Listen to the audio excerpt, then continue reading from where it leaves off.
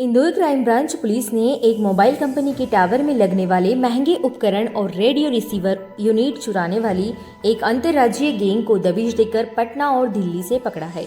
आरोपियों ने उपकरण लगाने के ठेके लिए थे और फिर महंगे उपकरण और माल लेकर भाग गए। चोरी के बाद ये कई राज्यों में घूमते रहे। सभी उपकरण इन्होंने दिल्ली और मेरठ की मंडी में बेच दिए थे।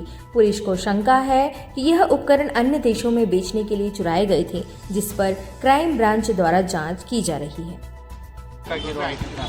ये एक बहुत दिनों से कंप्लेंट आई थी जिसमें अमरीश तिवारी जो कि आइडिया वोडाफोन के जनरल मैनेजर हैं, उनके द्वारा एक कंप्लेंट की गई थी। उनके द्वारा ये बताया गया था उनके जो 3G के जो मोबाइल जो टॉवर्स हैं, 3G के जो टॉवर्स हैं उनमें जो इक्विपमेंट होता है रेडियो रिसीवर यूनिट RRU, वो गोडाउन में इनको जमा कराने थे। लेकिन जिस कंपनी ने टेंडर लिया था उनके लोगों ने उनको गोडाउन में जमा न कराते हुए बल्कि कहीं बेच दिया है, कहीं चोरी कर लिया है।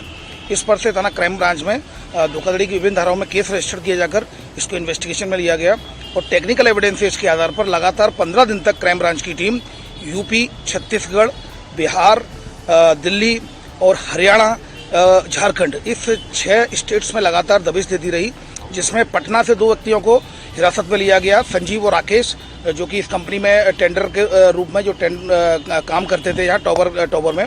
संजीव से जब पूछताछ की, संजीव ने बीटेक किया है महाराष्ट्र से, नांदेड़ जिले से, और वो पहले भी कई कंपनियों में काम कर चुका है, मेंटेनेंस का काम कर चुका है और उसके द्वारा उसको अपने साथ में मिलाया गया। उसने राकेश को भी कंपनी के व्यक्ति साथ में मिलाया गया। राकेश ने भी कई स्टेट्स में इन टॉवरों के लिए काम किया, टेलीकॉम कंपनी में।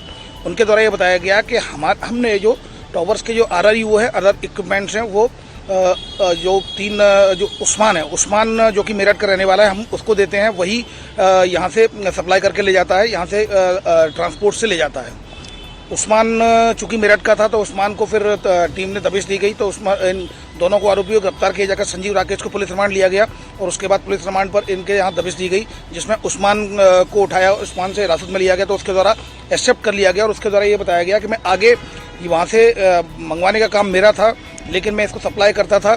जो आबिद और उस्मान, आबिद और इमरान, ये 2 लोग हैं, वो भी मेरठ के रहने वाले हैं, इनको मैं सप्लाई करता था। इन दोनों को हिरासत में लिया, आबिद और इमरान को, तो इनके ये भी मेरठ के रहने वाले हैं। इनके द्वारा बताया गया कि हम दिल्ली और जो यूपी, जो मेरठ की मंडी है, जो सलीमपुर मंडी है, वहाँ पर स्क्रैप के जो बेचे जाते हैं कबाड़ में, हमने वो इक्विपमेंट बेच दिए हैं। फिलहाल उनको कल आरोपियों को गिरफ्तार कर लिया गया। तीनों को कुल मिलाकर 5 आरोपियों को गिरफ्तार कर लिया गया। इसमें 2 आरोपी संजीव और राकेश को JR पर हैं और जबकि ये 3 जो कि उस्मान और इमरान और आबिद, इनको फिर पुलिस रिमांड पर लिया गया है, जिससे आगे की चेन इसमें खोजी जा रही है। कुल मिलाकर 8 करोड़ रुपए का इनके द्वारा जो असेसमेंट किया गया है। अमरीश तिवारी जो कि GM है, उनके द्वारा 8 करोड़ का ये धोखाधड़ी का केस रजिस्टर कराया है। इसमें बहुत ज़्यादा चैनें हैं, इसमें लगातार ऑर्गेनाइज क्राइम है ये, लगातार इसमें आगे बढ़ रहे हैं हम लोग। और इसमें जो उस्मान है, पहले भी उड़ीसा में इसी जो टॉवर के काम में इसमें बंद हो चुका है इक्विपमेंट चोरी में। इसके अलावा अन्य स्टेट्स में भी इस तरह के उनके अपराध हैं, वो भी हम पता कर रहे हैं।